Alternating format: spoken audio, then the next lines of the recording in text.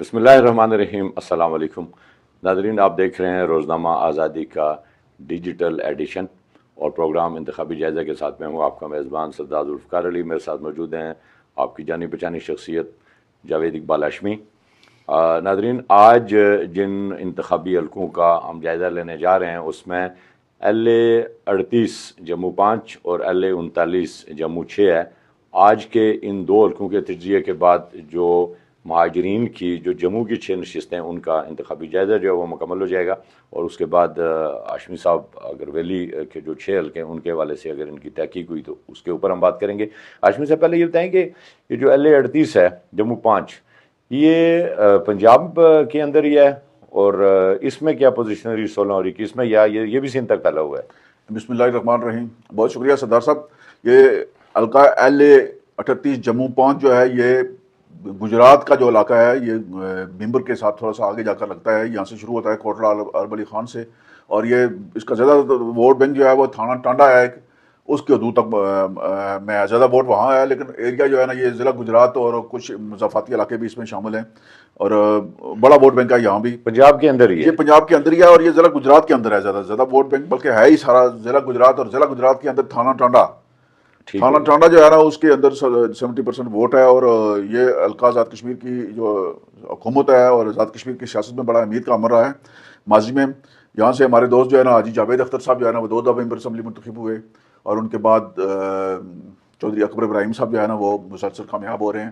یہ اس حلقے کی سیاست پر گجرات کے چودھری جو ہیں، چودھری شجاعت خاندان، ان کا بڑا حلقہ اثر ہے۔ پرویز الہی اور چودھری شجاعت صاحب کی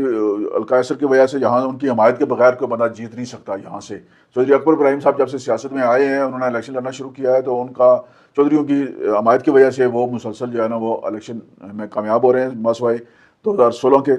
2016 میں اس حلقہ سے حاجی جاوید اختر صاحب جو ہے نا وہ پاکستان مسلم لیگ نون کے ٹکٹ پر کامیاب ہوئے تھے، انہیں ملے تھے 12,938 ووٹ،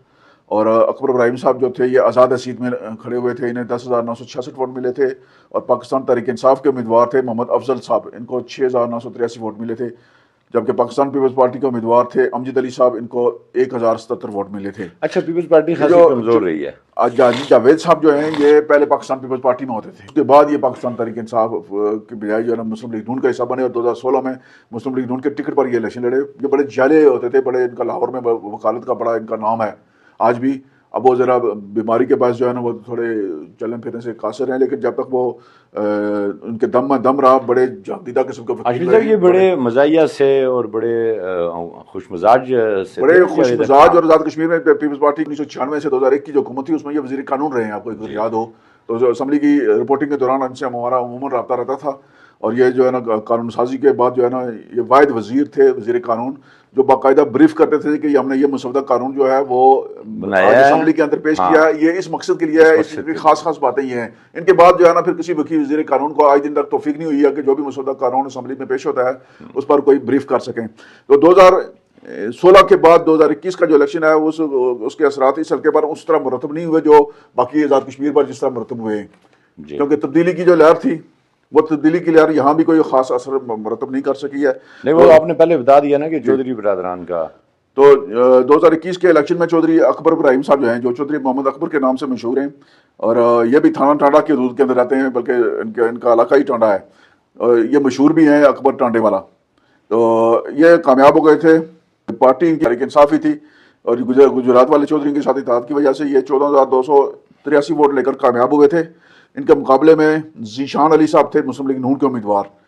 حاجی جاوید صاحب الیکشن نہیں لڑے تھے، تو ان کو ملے تھے 8,755 ووٹ، اور دیگر بھی چھوٹے کچھ امیدوار تھے جنہیں ڈبل فگر میں ووٹ ملے۔ حسب روایت اور حسب سابق جو ہے نا اکبر ابراہیم صاحب جو ہے نا وہ اس حلقے سے منتخب ہوئے، اور پھر حکومت میں مطلب چودھری جیت رہے ہیں، جاوید اختر صاحب ہوں یا اکبر ابراہیم صاحب ہوں؟ لیکن یہ دونوں جو ہے نا گجر ہیں۔ اچھا، گجرات والے چودھری جو ہے نا وہ جاٹ ہیں، لیکن یہ ایریا جو ہے نا تھانہ ٹانڈا یہ گجروں کا ایریا ہے، اور گجروں کی حمایت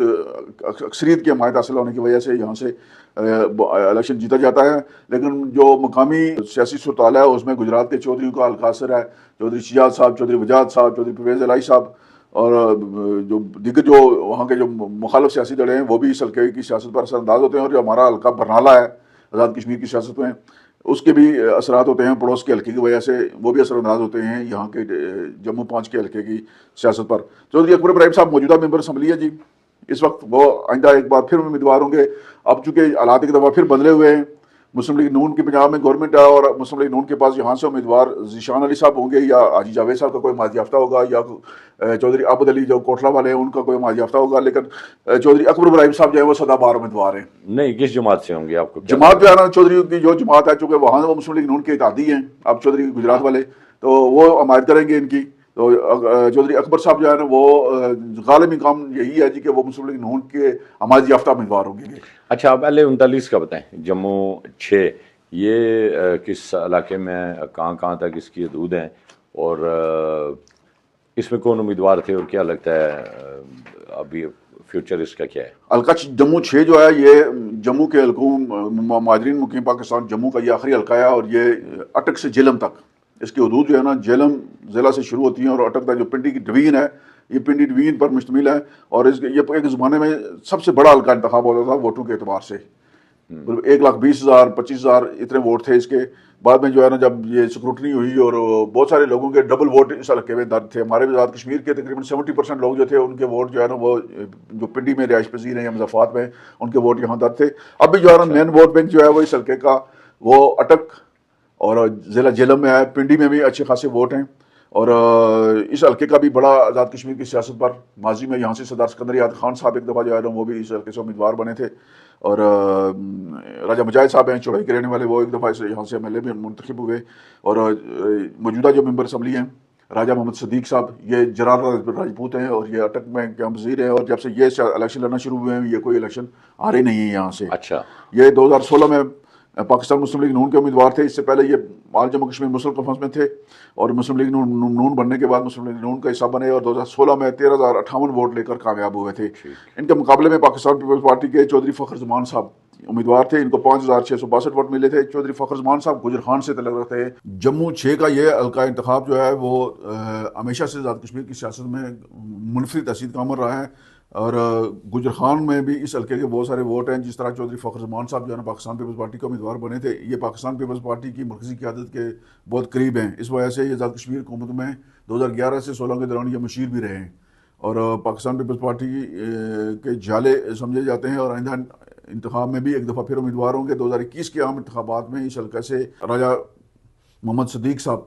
پاکستان مسلم لیگ نون کے ٹکٹ پر کامیاب ہوئے تھے۔ راجہ صدیق صاحب جو ہے نا وہ پاکستان مسلم لیگ نون کی مقامی قیادت جو ہے پاکستان کی پنجاب گورنمنٹ کی، اس کے ساتھ ان کے اچھے تعلقات ہیں، اور یہ 9,558 ووٹ لے کر کامیاب ہوئے تھے 2021 کے عام انتخابات میں، جبکہ چودھری فخر زمان صاحب کو 2,698 ووٹ ملے تھے۔ یہاں سے تحریک انصاف کے ایک خاتون امیدوار تھیں نازیہ نیاز، ان کو 7,512 ووٹ ملے تھے۔ بڑا دلچسپ مقابلہ ہوا تھا، یہ جو خاتون امیدوار ہیں جموں 6 سے، ان کی انتخابی مہم سے لگتا تھا جی کہ یہ الیکشن جیت جائیں گی، لیکن جو اس حلقے کا ووٹ بینک ہے اٹک میں اور جہلم میں، اس کی وجہ سے ان خاتون کو کوئی کامیابی نہیں مل سکتی۔ ان کے جو خاوند ہیں شاید کوئی سابق فوجی افسر ہیں۔ تو 2021 میں بھی مسلم لیگ نون جب اس وقت جیت گئی جب پاکستان میں اور آزاد کشمیر میں ایک لہر تھی تحریک انصاف کی، اور اس مشکل وقت میں بھی جو ہے نا راجہ صدیق صاحب پاکستان مسلم لیگ نون کے ٹکٹ پر کامیاب ہو گئے تھے۔ اب جو حالات ہیں اس حلقے میں 2026 کے عام انتخابات کے لیے ایک دفعہ پھر جو ہے وہ پاکستان مسلم لیگ نون کے امیدوار راجہ محمد صدیق صاحب ہی ہیں، ان کا مقابلہ پاکستان پیپلز پارٹی کے چودھری فخر زمان صاحب کے ساتھ ہونا ہے، اور تحریک انصاف چونکہ ابھی تک اس کی رجسٹریشن کا معاملہ بھی ہے اور کچھ دیگر مسائل بھی ہیں، وہ پہلے والی پوزیشن بھی نہیں رہی ہے۔ تو نہیں ہاشمی صاحب، اس کا مطلب ہے کہ مسلم لیگ نون کی مختلف حکومتوں نے پنجاب میں جتنے کام کاج کیے ہیں، تو جو آزاد کشمیر کے لوگ ہیں یہ اس کو ریکگنائز کر رہے ہیں، اسی لیے اس حلقے میں نون لیگ ہمیشہ جیتی آ رہی ہے۔ یہ اس میں جو راجہ صدیق صاحب ہے ان کا ذاتی کردار جو ہے بہت اہمیت کا عمل ہے، یہ بڑے وزادار اور ملن نثار قسم کی شخصیت ہیں، یہ بے ضرر آدمی ہے، یہ کسی کو تکلیف نہیں دیتے، ان کے ہاتھوں سے آج دن تک کسی کو نقصان نہیں پہنچا، اپنے ووٹرز کے ساتھ جو ہے وہ ہمیشہ رابطہ میں رہتے ہیں، اور جہلم سے اٹک تک چھوٹا علاقہ نہیں ہے، یہ لوگوں کی غم خوشی میں شریک ہوتے ہیں، اور کوشش کرتے ہیں کہ لوگوں کے جو مسائل ہیں مقامی سطح پر ان کو حل کرنے کے لیے اپنا کردار ادا کریں۔ ان کا پنجاب گورنمنٹ کے ساتھ بھی اچھا لیزان ہے، اور پاکستان مسلم لیگ نون جو مرکزی مسلم لیگ نون ہے اس کے ساتھ بھی ان کا بہت اچھا ان کی تلقداری بھی ہے. یہ اپنے معاملات کو جو ہے نا وہ یہ کسی جگہ متنازع بننے کی کوشش نہیں کرتے. یہ ہمیشہ اپنے آپ کو غیر جانبدار آپ رکھتے کے ہیں. تجزیے سے یہ اندازہ ہو رہا ہے کہ جو 26 کا الیکشن ہے وہ ان کے حق میں جا رہا ہے. جو ابھی تک کے حالات کے مطابق جو رائے صدیق صاحب ہیں ان کا ابھی کوئی مقابلہ نظر نہیں آ رہا کسی کے ساتھ, کیونکہ یہ ایک تو پنجاب گورنمنٹ ہے وہاں, دوسرا ان کا اپنا حلقہ اثر اتنا زیادہ ہے, پھر ان ٹھیک کی ہو گیا. برادری کا. بہت شکریہ جناب جاوید اقبال ہاشمی صاحب, آپ اس پروگرام میں تشریف. ناظرین, آپ نے جموں کی حد تک جو حلقے تھے وہ ہم نے مکمل کیے ہیں, اور ہماری کوشش ہوگی کہ ویلی کے حلقے کے اوپر بھی تفصیلی جو ہاشمی صاحب کی تحقیق ہے وہ مکمل ہو, اور اس کے اوپر بھی ہم آپ کو مزید جو پروگرام ہے اس میں اپڈیٹ کریں.